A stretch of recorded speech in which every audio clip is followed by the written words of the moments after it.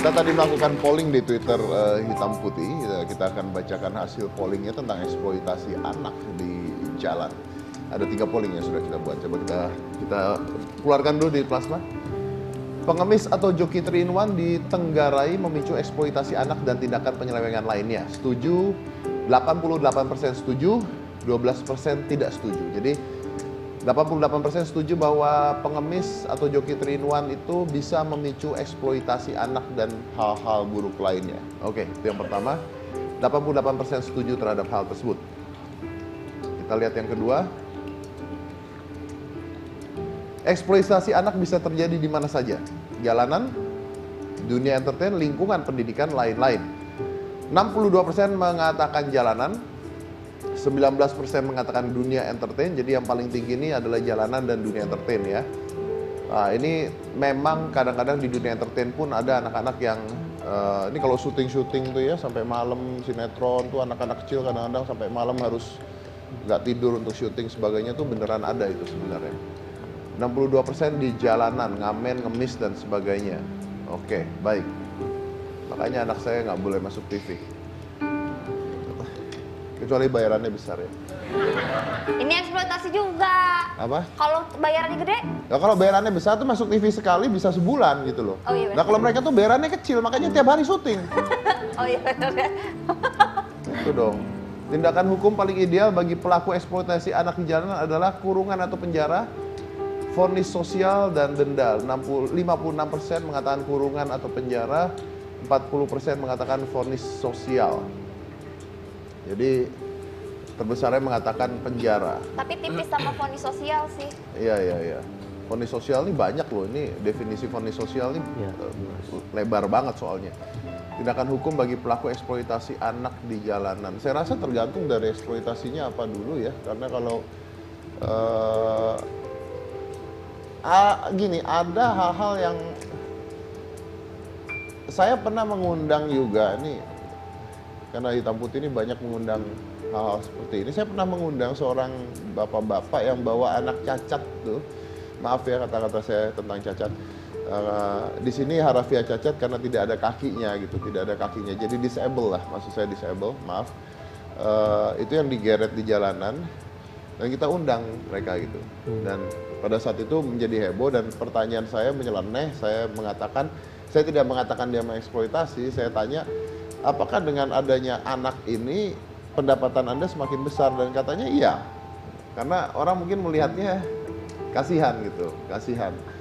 Tapi lucunya ketika saya tanya pada si anaknya gitu, anaknya mengatakan bahwa di rumah mama kerja dan saya memang seneng ikut papa jalan-jalan.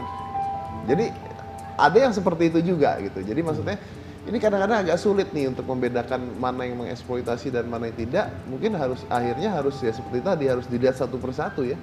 Benar-benar diambil dulu, baru kita pecah lagi mana yang eksploitasi, mana yang tidak, mana yang benar, mana tidak. Sama seperti pengamen, mana yang benar-benar pengamen bermusik, mana yang preman berkedok pengamen, dan mana yang ya cuman iseng-iseng doang contohnya. Baik.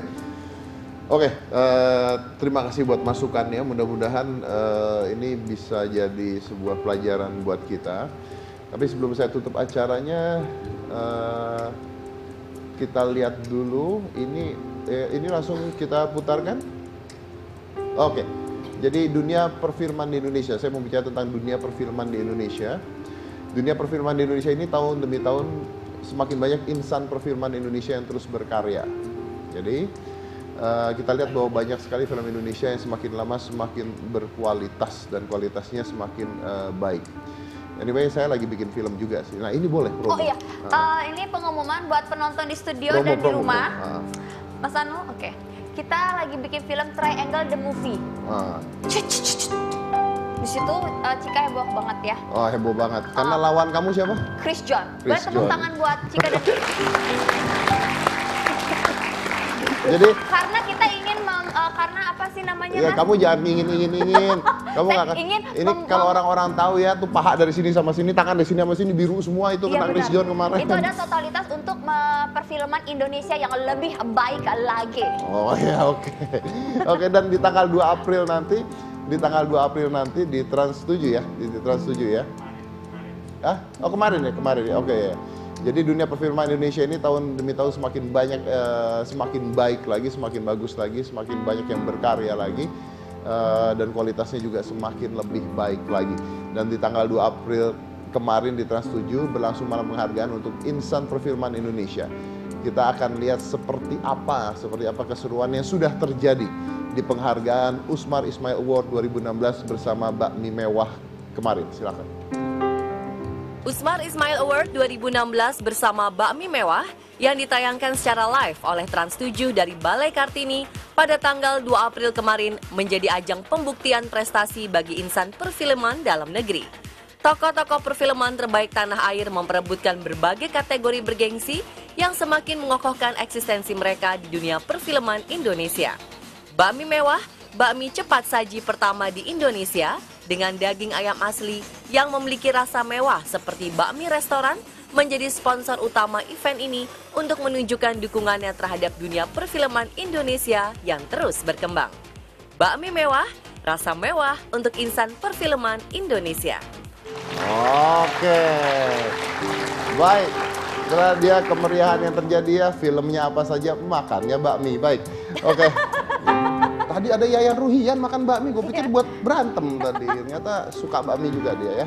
Oke, nah ini menarik sekali hari ini karena kita lihat bahwa tadi saya tertarik dengan kata-kata kasus Angelin.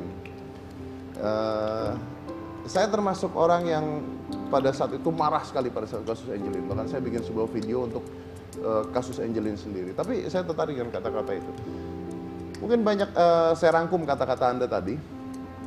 Banyak orang bertanya, kok bisa orang dewasa melakukan kejahatan pada anak kecil gitu ya? Kok bisa orang dewasa melakukan penganiayaan pada anak kecil? Tapi sebenarnya yang harus kita tanya malah terbalik tadi.